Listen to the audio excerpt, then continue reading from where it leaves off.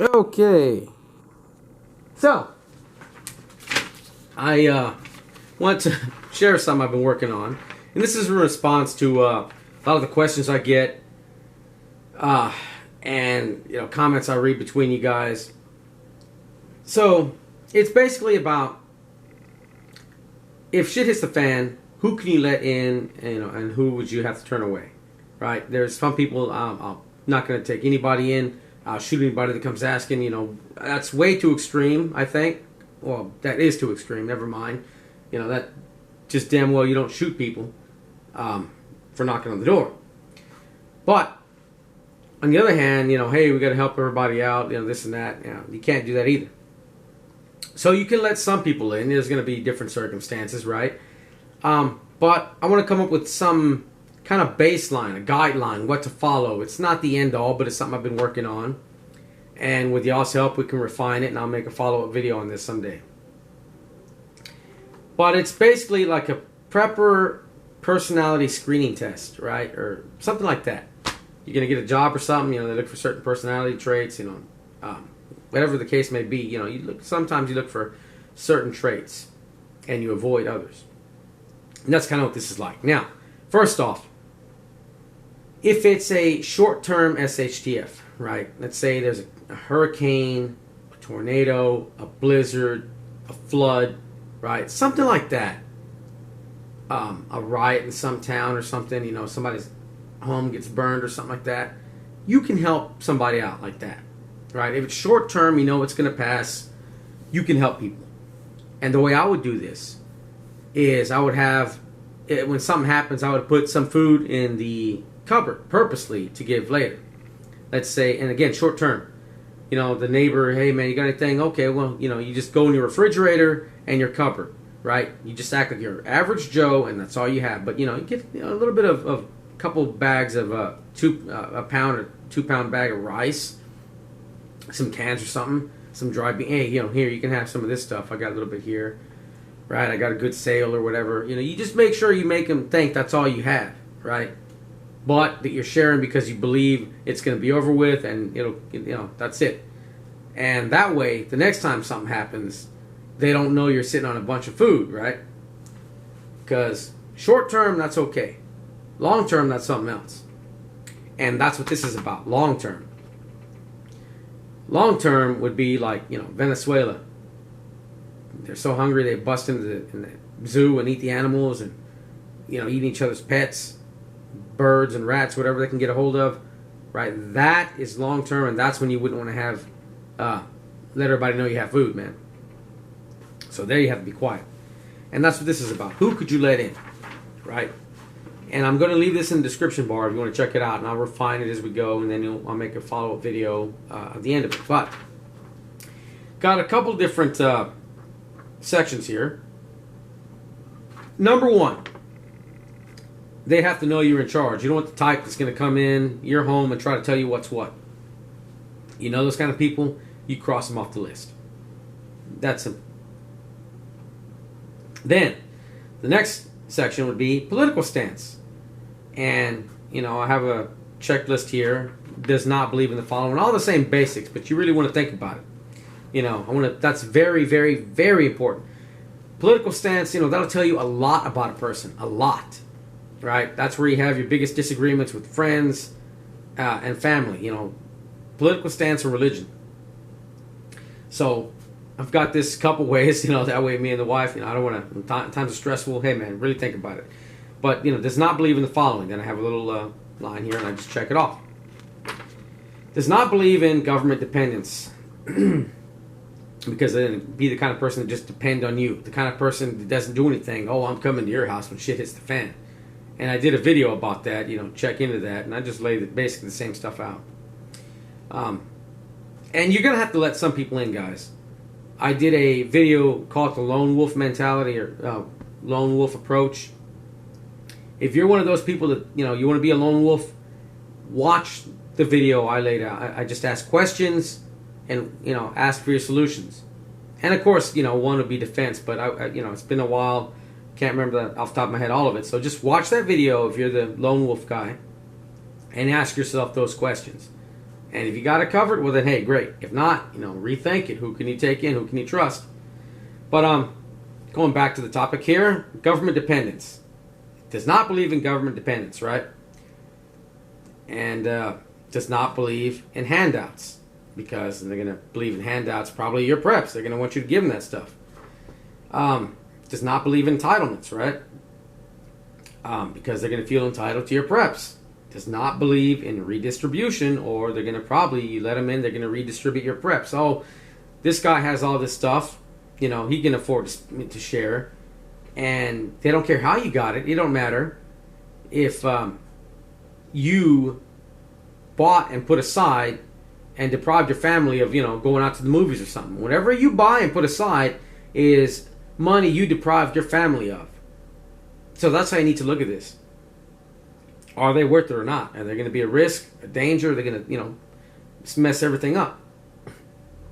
So basically, any hardcore liberal, right? And I'll stand up for the young ones anyway. Younger liberals, real hardcore, well, they haven't been around long enough. You haven't worked and this and that. It's not their fault I believe this when I was younger, but hey, why can't everybody get free health care and education? I didn't understand the concept of, devaluing currency. I didn't know that you look at other places like Cuba or something, they have free medical care. Some places, everybody likes to say Canada. Yeah, well, great. Some places are great. Other places, you got to win a medical lottery to see a doctor, right? Shortages, shitty care, high prices, that's what you get. That's always the turnout. But when you just hear free health care, hey, sounds great. Sounds great, but unless you've been around long enough, you don't really understand how it's bad, right? Look at Obamacare, right? What were people saying? It's going to, prices are going to, even me, prices are going to go up, right? People are going to drop their coverage. You're not going to have young people paying for insurance when they don't have to. You just pay a $400 fine or whatever, $600 now, or whatever the hell the fine is, rather than pay high-ass insurance month to month. They're going to go bankrupt. I told people, hey, look, you know what? Drop your insurance. Who cares? Right? If you get sick, you apply. They can't turn it down. There you go. You save money in the long run. Why throw your money away? It's a lost cause. Right? I said that was going to happen. And, when I was younger, I didn't know. So that's the defense for young liberals. I probably wouldn't take them in anyway. But, in their defense, good heart, just ain't been around long enough.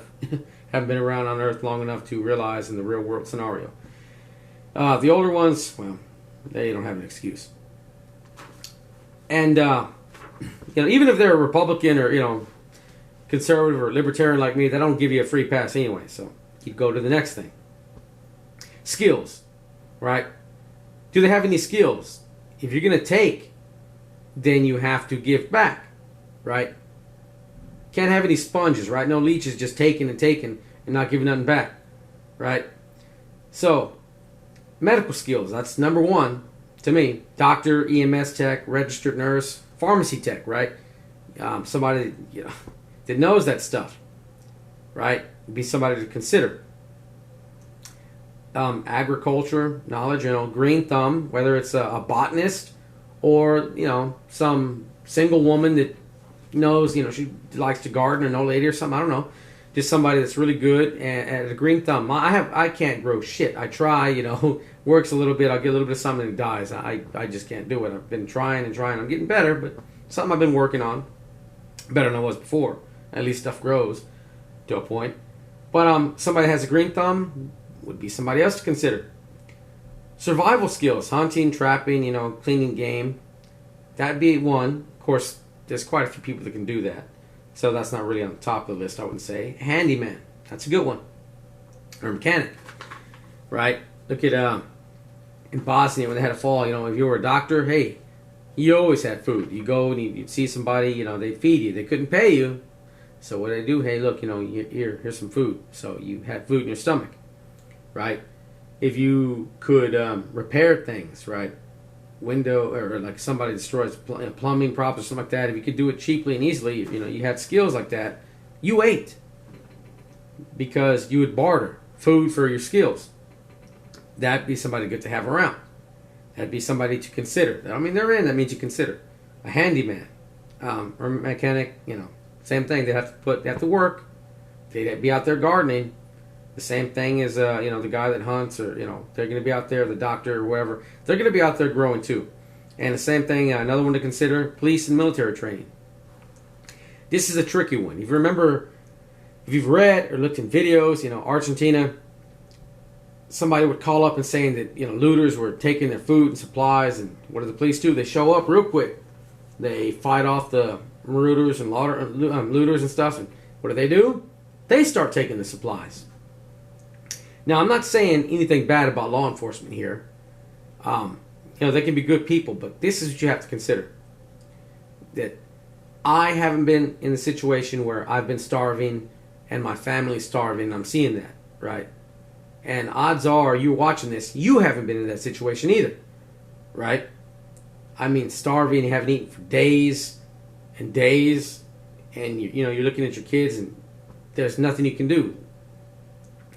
Unless you've been in that situation, you can't really judge, because hunger will change you, right? It'll change you.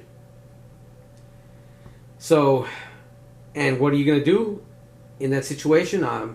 Yourself and your family first. It's just the way it is. You can be a good person, but hunger is going to change who you are.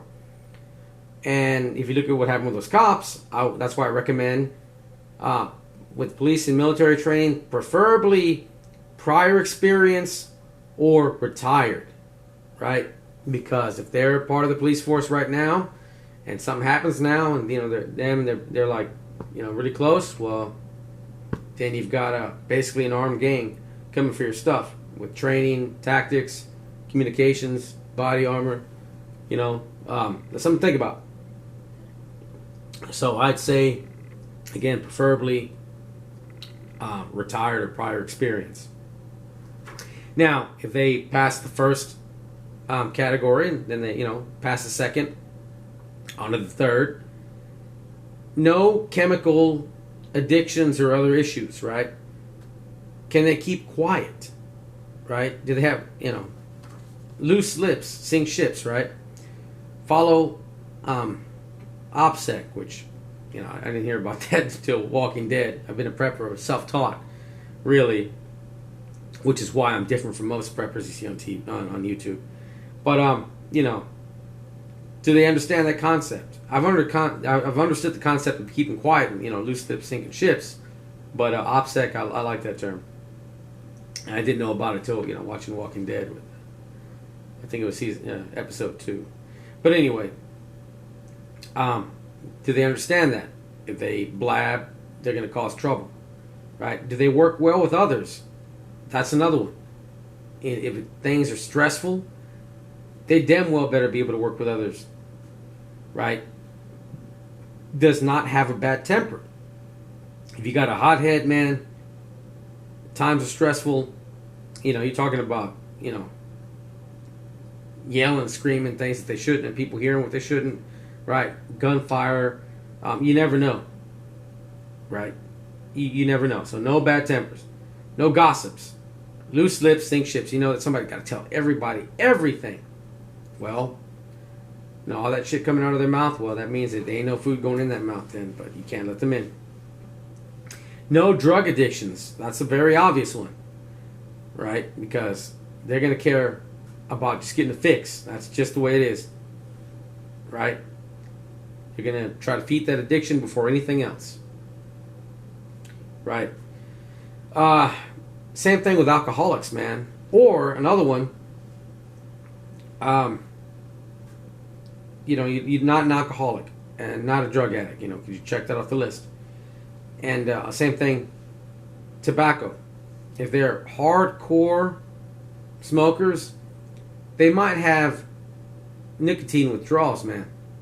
So you're talking about somebody that's a chain smoker having, the usual, and then they run out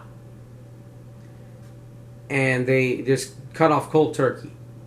And then you compile the stress of an SHTF combined, right? That would alter somebody, even if they're really cool and they're a chain smoker now, they're going to that's going to change who they are, man. So you got to make sure they're free of all that, you know. Like I said, the section here, no chemical addictions, right? And, you know, you check all that down the list. And if they are clear, you know, they know you're in charge, the political stance is clear, they have skills, they don't have any chemical or, you know, addictions or other issues. The final one, how many extra mouths in total are going to come? Is it a single person? Is it a couple?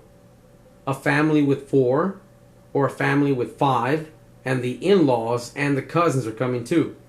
Too many mouths will put your family in the same boat as everybody else. You better remember this. A lifeboat can only support so many before it sinks to the extra weight, right? So the final question will not bring more than you can feed, because otherwise it's all in vain. You'll be in the same boat as everybody else, and there was no point for prepping for your family in the first place if it's all, you know, down the tubes in no time. Anyway, that's what I've got down. I'm pretty sure I missed some things. I'm going to leave that in the description bar. You know, go over it. You know, tell me what you think. And again, I'm going to refine this, and we'll come up with a better guideline. Of course, it's not, you know, they don't meet the guideline, you kick them out. There's going to be, you know, there's always exceptions. You know, stuff I haven't thought of, stuff that we won't think about.